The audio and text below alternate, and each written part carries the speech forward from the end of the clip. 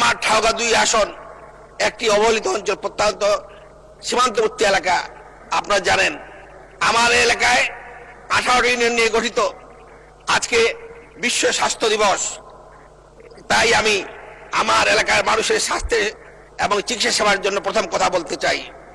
আজকের স্লোগান ছিল স্বাস্থ্য সেবায় বিজ্ঞান এবং সুরক্ষিত সকল প্রাণ, এবং ইংরেজিতে ছিল together for health stand with science.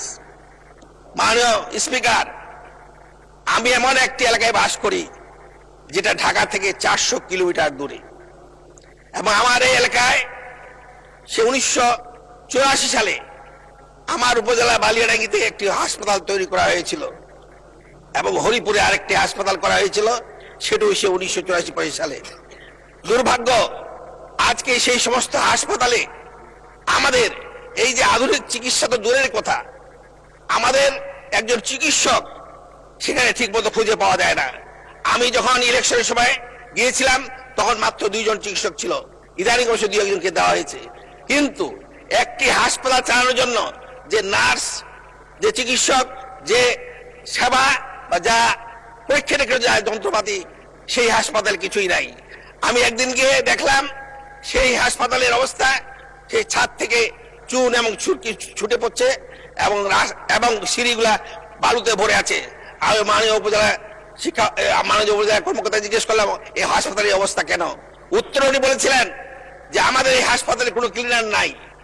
যে হাসপাতালে ক্লিনার নাই, যে হাসপাতালে এক্সরে করার ব্যবস্থা নাই, যে হাসপাতালে পরীক্ষা করার সরঞ্জাম নাই, সেই হাসপাতালে মানুষ কিভাবে চিকিৎসা পাবে? তাই আজকে আমি এই সুযোগে আমি মাননীয় স্বাস্থ্যমন্ত্রীর কাছে জানাতে চাই, আমার সেই এলাকার মানুষদের যারা 400 মাইল দূরে আছে তাদের স্বাস্থ্য সুব্যবস্থা করার জন্য সেখানে চিকিৎসক দেওয়া হোক, এবং ক্লিনার, আজ পর্যন্ত একটা ক্লিনার নাই, সেই ক্লিনার দেওয়া হোক। আমি শুনেছি সেটা নাকি আউটসোর্সিং থেকে দেওয়া হয় এবং বেতন বাইরের লোক একটি সংগঠন দেয়। যেহেতু তারা বেতন দেন না, কোনো ক্লিনার ওখানে কাজ করেন না। এইভাবে হরিপুর এবং বালিয়াড়ির 2টি উপজেলায় এই ব্যবস্থা। এবং আরেকটি কথা দুঃখের সাথে বলতে হয়, আমাদের 2টি হাসপাতালে আজ পর্যন্ত একটি অ্যাম্বুলেন্স নাই। আমাদের কোনো কনসালটেন্ট, পোস্ট গ্রাজুয়েশন কোনো ডক্টর ওখানে নাই।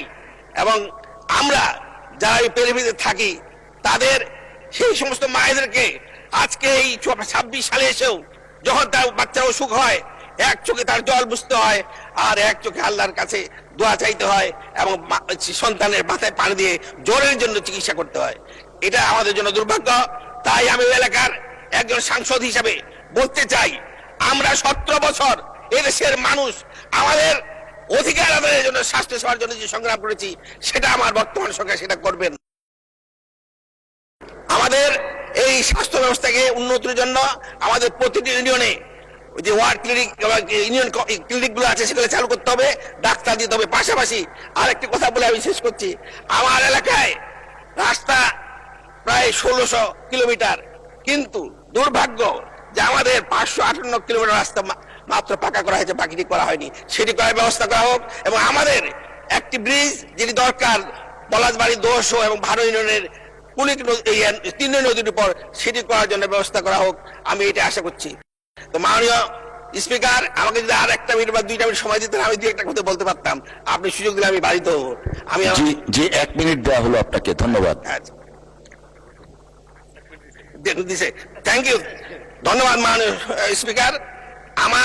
আমি আগেই বলেছি যে আমার এলাকাটি মানে সীমান্তবর্তী এলাকা। আমার বাড়ি, আমার মোটামুটি ঠাউগা 2 আসনটি পুরা জায়গায় ইন্ডিয়ার সাথে মানে একটা নাগর নদী দিয়ে ভাগ করা আছে, একটা নদী দিয়ে, এবং তারপরেই পশ্চিম দিনাজপুর। আমাদের এলাকার মানুষ চায়, যেটা আগেও ছিল, একটি স্থলবন্দর করতে।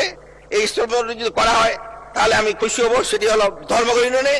আর একটি অনুরোধ, যে আমাদের এলাকায় কোনো টেকনিক্যাল ট্রেনিং সেন্টার নাই, সেটি যেন স্থাপন করার ব্যবস্থা করা হয়।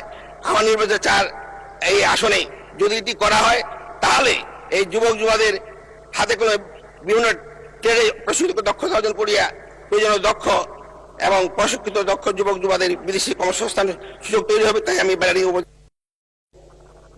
ধন্যবাদ মাননীয় সদস্য। আলোচনা